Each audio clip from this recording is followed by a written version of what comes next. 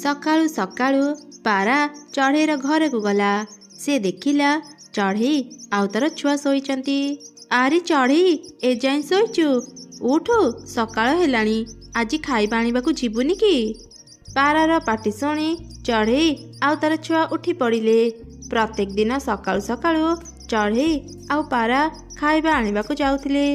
ଚଢ଼େଇ ତା ଛୁଆକୁ କହିଲା, ଆରେ ଧନ, ମୁଁ ଏବେ ଖାଇବା ଆଣିବା ପାଇଁ ଯାଉଛି।